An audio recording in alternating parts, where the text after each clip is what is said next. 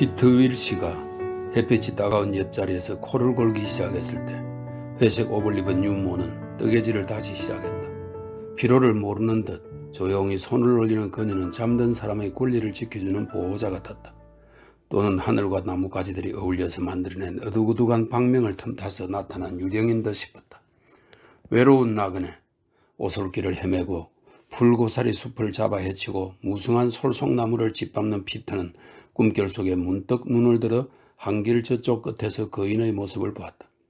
아마도 열렬한 무신론자인 나그네는 이따금 비상한 환희의 순간에 부딪히곤 했다. 우리의 외부에는 마음의 상태만 존재하고 있다고 그는 생각했다. 위로와 위안을 갈망하는 마음, 구원을 갈망하는 비참한 마음의 남쟁이들, 나약하고 추하고 비겁한 남녀들, 이들의 외부에 존재하는 무엇을 갈망하는 마음, 이것만이 존재한다고 그는 생각했다. 혹 어떤 여자를 마음속에서 생각할 수 있다면 그런 의미에서 그녀는 존재한다. 길을 걸어가면서 하늘이며 나뭇가지들을 쳐다보며 그는 이것들을 언뜻 여자로 생각해 본다. 그렇게 보니까 이것들이 제법 위험있게 보여 놀라웠다. 미풍에 검게 나부끼는 이파리들의 모습은 마치 연민과 이해와 용서를 위풍당당하게 베풀어주는 여인 같은 풍치였다. 그러다가도 갑자기 나무들은 몸을 높이 치켜들어 경건하던 모습을 뒤엎고 요망스런 교태를 부리기도 했다. 그와 같은 환상들은 이 외로운 나그네 앞에 어른거리며 열매를 가득 실은 풍류의 뿔을 그 앞에 갖다 놓고 혹은 푸른 파도를 타고 달아나는 바다의 마녀처럼 귓전에 속삭였다. 혹은 장미꽃다발처럼 얼굴에 부딪히고 혹은 어부들이 넘나드는 물길 밑으로부터 끌어내리고 애를 쓰는 익사자의 창백한 얼굴처럼 물 위로 둥실 떠오르곤 했다. 이런 환상들은 끊임없이 떠올라 현실과 나란히 걷기도 하고 현실 앞에 얼굴을 불쑥 내밀기도 했다. 그리고 때로는 이 외로운 나그네를 압도하여 현실적 감각이나 귀환하려는 의욕을 그로부터 빼앗아버리고 대신 죽음이라는 평화를 주었다. 마치 살겠다는 이 열병은 극히 단순한 현상인 것처럼 이렇게 그는 숲속 오솔길을 거닐면서 생각했다. 그러니까 인생의 무수한 현상들도 뭉쳐서 하나가 되어버리는 것 아닌가. 그런데 나는 어지간히 나이를 먹었지. 50이 넘었으니 말이다. 이 환상, 하늘과 나뭇가지들로 만들어진 이 환상도 험한 바다에서 일어나는 것이다. 물길로부터 하나의 형상이 빨려 올라가면서 그 거대한 소나기 위에서 연민과 이해와 용서의 소낙비를 내리듯이 이제 나는 불이 켜진 내 방으로 내 거실로 돌아가지 않겠다. 읽던 책도 다 읽지 않고 담뱃대도 털어내지 않고 상을 치우라고 터너 부인을 조르지도 않겠다. 그보다는 똑바로 저 거인에게 걸어가겠다. 그럼 저 거인은 고개를 들어 그의 바람결에 나를 실어 다른 것들과 함께 무의 나라로 보내줄 것이 아닌가. 외로운 나그네는 이러한 환상을 본다. 그리고 곧 숲 바깥으로 나왔다. 거기에는 중년을 넘은 여자가 아마 그이가 돌아오기를 기다리기 위해서인지 두 손을 눈 위에 대고 흰 앞치마를 풀럭이면서 문으로 나오고 있었다. 그녀는 아들을 찾겠다는 집념으로 사막을 헤매며 실종된 아들을 찾는 것 같았다. 죽은 기사를 찾고 있는 듯 보였다. 또는 전쟁에서 아들을 잃은 어머니의 모습 같기도 했다. 그래서 이 외로운 나그네는 아낙네들이 일어선 채 뜨개질을 하고 남자들이 마당에서 흙을 파고 있는 마을을 걸어내려가면서 저물어 가는 황혼이 어쩐지 불길하게만 느껴졌다. 사람들도 꼼짝달싹하지 않았다. 이 엄숙한 운명, 올 것을 일찌감치 알고 태연히 기다리는 운명이 이제 곧 휘몰아쳐서 그들을 완전히 전멸시켜버릴 것만 같았다. 방 안의 일상용구들 가운데 찬장과 탁자, 제라늄 화분이 놓인 창틀 같은 것들이 식탁보드를 거들고 몸을 굽히는 안주인의 윤곽이 갑자기 불빛에 부드러워지면서 매력적으로 바뀌었다. 이것을 덥석 안고 싶어하는 사람의 충동을 제지하는 것은 오직 차디찬 인간 사회의 접촉을 기억하는 마음뿐이다. 안주인은 오렌지 잼을 집어서 찬장 속에 넣었다. 오늘 저녁엔 더 할 일이 없습니까, 손님? 그러나 이 외로운 나그네는 대체 누구에게 대답해야 할 것인가? 나이든 유모는 리전트 공원에서 잠든 아기를 앞에 놓고 여전히 뜨개질을 했다. 그리고 피터 윌시는 코를 골고 있었다. 그는 느닷없이 잠에서 깨 영혼의 죽음이라고 혼자말로 중얼거렸다. 제기랄, 피터는 큰 소리로 혼자 중얼거리고 기지개를 켜며 눈을 떴다. 영혼의 죽음. 그 말은 어떤 장면, 어떤 밤, 꿈속의 어떤 과거와 관련이 있었다. 이제 그것이 차차 분명해졌다. 그 장면, 그 방, 꿈속의 그 과거가 1890년대 초반 그의 여름 부어튼에서의 일이었다. 그 무렵 그는 클레리사를 열렬히 사랑하고 있었다. 그때 많은 사람들이 모여서 차를 들고 난 뒤에 테이블 주위에 둘러앉아 웃으며 이야기를 나누고 있었다. 방에는 노란 불빛이 비치고 담배 연기가 자욱했다. 사람들은 하녀와 결혼한 어떤 남자에 대해 이야기하고 있었다. 그 남자는 이웃 마을의 지주였지만 지금 이름은 기억나지 않는다. 남자는 자기 집 하녀와 결혼하고 아내를 인사시키려고 부톤으로 데리고 왔다. 그런데 그때 그 행차가 대단했다는 것이다. 여자가 앵무새같이 지나치게 차려입은 폼이 꼴볼견이더라고 클레리사는 말했다. 그리고 말문이 한번 터지면 얘기를 그칠 줄을 모르더라는 것이었다. 클레리사는 그 말투를 흉내냈다. 그런데 그때 누군가가 말했다. 셀리 시튼이었지 아마? 그들이 결혼하기 전에 여자가 애를 뱄다는 것도 짐작할 수 있지. 뭐냐고. 그 시절만 해도 남녀가 같이 모인 자리에서 그런 말을 하는 것은 대담한 짓이었다. 얼굴이 새빨개지고 눈썹을 찌푸린 클레리사의 모습이 지금도 눈에 선했다. 아이, 다시는 그런 여자와는 말을 하지 않겠어. 그녀가 말했다. 그런데 테이블에 둘러앉았던 사람들은 모두 이 말에 동요한 듯 싶었다. 그런 말은 참으로 거북스러운 말이었다. 클레리사가 그런 일에 구애한다 해서 피터는 책망하지 않았다. 그 시절 그녀같이 곱게 자란 처녀는 아무것도 모르니 말이다. 그러나 그녀의 태도에는 화가 났다. 비겁하고 몰인정하고 그만하고 얌전 빼는 그런 태도 말이다. 그래서 그는 지금 영혼의 죽음이라고 그런 경우에 적합한 말을 찾아내 그전처럼 복론적으로 외쳤다. 영혼의 죽음이라고. 그때 모두가 동요했다. 클레리사가 말할 때 모두 고개를 숙이고 표정이 달라져서 일어서리는 것 같았다. 셀리 시터는 장난을 하다 들킨 어린애처럼 고개를 푹 숙이고 얼굴이 빨개져서 무슨 말을 하고는 싶지만 겁이 나는 듯한 모습도 지금 기억이 났다. 클레리사는 사람들을 깜짝 놀라게 했다. 셀리는 클레리사와 아주 친해서 늘 그 집에 와 있었다. 클레리사와 전혀 닮지 않았지만 미인으로 머리카락 감고 아주 매력적이었다. 게다가 대담하다고 소문까지 나 있었다. 피터가 여성년을 주면 그것을 자기 침대에 가서 피우곤 했다. 누구하고 약혼을 했다는 말도 있었고 집안 식구들과 싸웠다는 말도 있었다. 페리 노인은 셀리와 피터를 다 같이 미워했는데 이것이 그 두 사람을 아주 친하게 만들었다. 그런데 그때 클레리사는 좌중의 모든 사람들 때문에 화가 났다는 태도로 일어서서는 무슨 핑계를 대고 혼자 나가버렸다.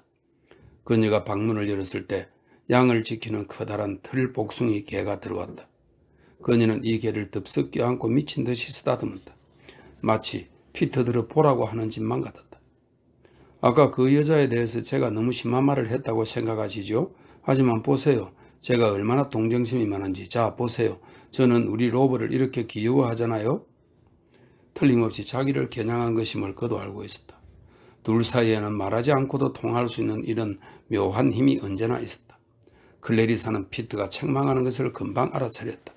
그리고 그녀는 반드시 자기 방어를 하는 어떤 행동을 취했다. 이렇게 개를 가지고 수다를 떨듯이 말이다. 그러나 그것에 속을 피터는 아니었다. 그는 언제나 그녀의 속셈을 빤히 알고 있었으니 말이다. 물론 그는 무슨 말을 하는 것도 아니었고 그저 우두커니 앉아있을 뿐이었지만 둘 사이의 시비는 종종 이렇게 시작되곤 했다. 그때 그녀는 방문을 닫아버렸다. 그래서 당장 피터는 극도로 우울해졌다. 그런데 다 헛된 짓만 같았다. 이렇게 사랑을 하고 싸우고 화해하고 하는 것들이. 그래서 그는 혼자 밖으로 나가서 말을 살펴보면서 헛간이나 마구간 사이를 걸어다녔다. 그 집은 아주 초라한 집이었고 페리 집안은 결코 부유하지 않았다. 그래도 이 집 마부들, 머슴 아이들을 두고 있었다. 클레리사는 승마를 좋아했으니까. 그리고 늙은 마차꾼도 한 사람 두고 있었다. 그 이름이 뭐였더라? 그리고 무디 할머니든가 구디 할머니든가 하는 늙은 유모도 있었다. 그런데 이 유모 할머니의 조그만 방에 간 일이 있었는데 사진들과 새장들이 가득 놓여 있었다. 그런데 그날 저녁은 정말 끔찍했다. 피터는 점점 우울해졌다. 단지 그 일뿐만 아니라 모든 일에 대해서. 그래서 그는 그녀를 만날 기력이 없었다. 그녀에게 무엇라고 자초지종을 해명할 기력도 마음속을 털어놓고 얘기할 그런 기력도 없었다. 주위에는 늘 사람들이 있고 한편 그녀는 아무 일도 없었던 것처럼 태연한 태도였다. 그것은 정말 괘씸하기 짝이 없었다. 쌀쌀하고 딱딱하고 마음속에 깊이 뿌리 박혀 있어서 오늘 아침같이 얘기할 때도 새삼 느꼈다. 그녀는 진정이 요지부동한 구석이 있었다. 하지만 과거에 그는 분명히 그녀를 사랑하고 있었다. 그녀는 남의 신경에 바이올린 같은 묘한 힘을 갖고 있었다. 남의 신경을 바이올린의 형같이 만들어버리는 묘한 힘이 있었다. 정말로. 그날 저녁 파티에 그는 자기 존재를 느끼게 만들려는 좀 바보 같은 생각에서 좀 늦게 참석하여 미스 페리, 이 미스 페리는 페리시의 누이인 헬레나 숙모, 이 노처녀 곁에 앉았다. 그녀가 이날 저녁 만찬을 주재하는 모양이었다. 그녀는 흰 캐시미어 셔츠를 두르고 창을 등지고 앉아있었다. 아주 무서운 노부인이지만 진귀한 꽃들을 찾아다 주었다고 해서 피터에게는 친절했다. 그녀는 생물학에 조예가 깊었는데 두꺼운 장화를 신고 어깨에는 검은 양철제 채집통을 메고 돌아다니곤 했다. 그런데 그는 이 노부인 곁에 앉아서나 아무 할 말이 없었다. 모든 것이 자기 앞을 지나 줄다름치 달아나는 성씨였다. 그는 거기 앉아서 잠자코 먹기만 했다. 그런데 식사가 절반쯤 진행되었을 때야 비로소 그는 얼굴을 들고 클레리사를 바라보았다. 그때 그녀는 자기 오른편에 앉아있는 젊은 남자와 얘기하고 있었다. 이것을 보고 피터는 육감으로 깨달았다. 그리고 혼자 이렇게 중얼거렸다. 클레리사는 이 남자와 결혼할 모양이구나. 그때 그는 청년의 이름조차 알지 못했지만 그날 오후, 물론 바로 그날 오후의 일이었다. 델러웨이가 집을 찾아오고 클레리사가 그를 위컴이라고 소개한 것은 이것이 모든 일의 발단이었다. 누군가가 델러웨이를 이 집으로 데려왔던 것이다. 그런데 클레리사는 그의 이름을 잘못 알고 사람들에게 위컴이라고 소개하고 다녔다. 마침내 그는 시정했다. 내 이름은 델러웨이입니다. 이것이 리처드 델러웨이에 대한 피터의 첫인상이다. 그 동이 좀 무색한 이 미남 청년은 저 의자에 앉아서 제 이름은 델러웨이입니다 하고 연발하고 있었다. 셸리는 그 기회를 놓칠 새라 그 뒤부터는 제 이름은 델러웨이입니다 하고 그를 놀려댔다. 그 시절 피터는 여러 가지 육감에 사로잡혀 있었다. 그 중에서도 이 육감, 클레리사가 델러웨이와 결혼하리라는 이 육감으로 눈앞이 캄캄해졌다. 순간 세상이 무너지는 것 같았다. 델러웨이를 대하는 그녀의 태도에는 일종의 뭐라고 표현해야 좋을까? 일종의 부드러움이 있었다. 어머니가 아들에게 대한 태도, 상냥한 어떤 태도, 어딘지 그러한 태도였었다. 그때 그들 두 사람은 정치 문제를 이야기하고 있었다. 피터는 그날 저녁 내내 식탁에서 그들의 이야기를 들으려고 애를 썼다. 저녁 식사가 끝난 뒤에 그는 응접실에서 미스 페리 노부인 곁에 서 있었던 기억이 났다. 클레리사는 정말 안주인인 양 아주 그럴싸한 태도로 들어와서 피터에게 누구를 소개하려고 했다. 그때 그녀는 피터와는 생전 처음 만난 사람 같은 말투였다. 그래서 피터는 대단히 화가 났다. 그래도 그는 그러한 클레리사에게 오히려 감탄했다. 아주 완벽한 안주인이네. 피터가 말하니까 클레리사는 몸을 움찔했다. 그 말은 그녀들을 그렇게 하라고 한 말이었던 것이다. 클레리사가 델러웨이와 같이 있는 것을 본 뒤로는 피터는 어떻게 해서든지 클레리사를 가슴 아프게 해주고 싶었다. 이래서 클레리사는 피터를 떠났다. 클레리사와 델러웨이가 둘이서 공모하여 등 뒤에서 자기를 조종하며 소근거리고 있는 것처럼 피터에게는 느껴졌다. 피터는 나무를 깎아 만든 조각 같은 미스 페리의 의자 곁에 서서 야생초에 대해 이야기하고 있었다. 그렇게 지독하게 괴로웠던 일은 생전 처음이었다. 그때 피터는 미스 페리의 이야기를 듣는 척하는 것조차도 분명 잊고 있었다. 피터가 바싹 정신을 차리고 보니 미스 페리가 화가 나서 어쩔 줄을 모르고 튀어나올 것 같은 눈초리로 그를 노려보고 있었다. 피터는 자기가 지금 지옥을 헤매고 있기 때문에 그런 얘기를 듣고 있을 수 없다고 하마터면 외칠 뻔했다. 그때 사람들이 방에서 나가기 시작했다. 담요를 가져와야 한다느니 무리는 춥다느니 하는 소리가 피터 귀에 들려왔다. 달밤에 호수로 뱃놀이를 갈 계획인 모양이었다. 이것도 셸리의 미충아이 같은 제안이었다. 그녀가 달을 이러쿵저러쿵 묘사하는 말도 들렸다. 이어 고모도 나가버리자 피터는 완전히 혼자 남게 되었다. 같이 안 나가보겠소?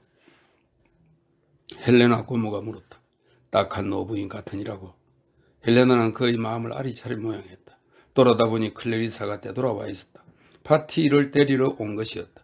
그녀의 관용, 그녀의 친절에 그는 가슴이 뭉클했다.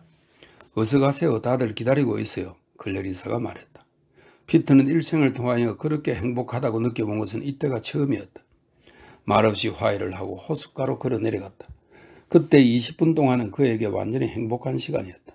클래리사의 목소리, 그리고 그 웃음소리, 그녀의 드레스, 희고 붉은 빛의 하늘하늘한 무슨 옷감이었는데 그 드레스, 그리고 그녀의 쾌활함과 모험심.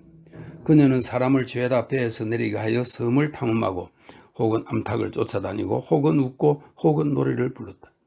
이러는 사이에 델러웨이가 클래리스에게 홀딱 반해버리고 그녀 또한 델러웨이에게 반한 것을 피터는 충분히 눈치챘다. 그러나 그런 것 좀 아무렇지도 않게 느껴졌다. 아무 일도 아닌 것 같았다. 피터와 클래리사는 땅바닥에 앉아서 이야기를 했다. 조금도 애쓰지 않아도 둘의 마음은 통했다. 그러는 다음 순간 만사는 끝나버렸다. 일행이 다시 배에 올라탈 때 피터는 이렇게 혼자 힘없이 중얼거렸다. 이 여자는 저 남자와 결혼할 모양이구나. 조금도 화나지 않은 마음으로 델러웨이가 클래리사와 결혼하리라. 이것은 명백한 사실이었다. 돌아갈 때는 델러웨이가 노를 저었다. 그는 아무 말도 하지 않았다. 그러나 그가 일어나서 20마일이나 되는 숲속 길로에서 자기 집으로 돌아가려고 자전거에 올랐다. 비틀비틀 내려가며 손을 흔들면서 사라지는 것을 사람들이 지켜볼 때 피터는 본능적으로 깊이 그리고 강렬하게 모든 것을 선명하게 의식했다. 그날 밤 일어난 일, 로맨스, 클래리사 등을. 델러웨이는 과연 클래리사를 소유할 만한 자격이 있었다. 그런데 피터 자신은 어떤가? 어리석은 사람이었다. 클래리사에 대한 그의 요구는 지금 생각해도 알 수 있지만 참 어리석은 요구였다. 불가능한 요구를 했으니 말이다. 피터는 그녀와 지독히 시비를 걸었다. 그가 조금만 덜 어리석게 굴었더라면 클래리사는 그를 받아들였을지도 모른다. 셀리는 그렇게 생각했다. 그해 여름 그녀는 그에게 긴 편지를 여러 번 써서 보냈다. 클래리사와 둘이서 피터의 이야기를 했던 것이며 또 그녀가 그를 칭찬했더니 클래리사가 울음을 터뜨리더라는 내용이었다. 그해 여름에는 참 이상한 일들만 있었다. 편지, 말다툼, 전보. 그리고 아침 일찍 부호돈에 찾아가서 하인들이 일어날 때까지 서성거리던 일. 아침 식탁에서 페리 노인과 단둘이 마주 앉아 당혹스럽던 일. 무섭기는 해도 친절한 헬레나 숙모. 셀리가 같이 이야기하자고 그를 채소밭으로 끌고 가던 일. 클래리사가 두통으로 누워있던 일 등등 이상한 일들만 있었다. 그런데 마지막 장면, 전생에서 무엇보다 중대한 일이 있다고 생각되는 그 무서운 장면, 좀 과장된 표현일지 모르나 지금도 그는 그렇게 생각하고 있었다. 그 무서운 장면이 아주 무더운 어느 날 오후 3시에 벌어졌다. 사소한 일이 그 발단이었다. 점심을 먹으면서 셀리가 델러웨이 이야기를 하다가 제 이름은 델러웨이입니다 라고 했다. 이 말에 클래리사가 그녀식으로 갑자기 긴장하여 얼굴을 붉히며 쏘아붙였다. 그런 시시한 농담은 실컷 들었어. 이것뿐이었다. 그러나 이 말이 피터에게는 이렇게만 여겨졌다. 당신하고는 재미만 보자는 거고 리처드 델러웨이하고는 마음이 통해요. 피터는 정말 그렇게 해석했다. 그는 며칠 밤을 잠들지 못하고 혼자 이렇게 중얼거렸다. 가부간 일의 끝장을 내야겠다고.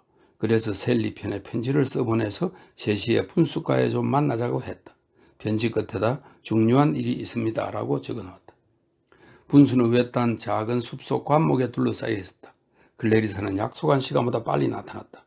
두 사람은 분수를 끼고 마주 서 있었다.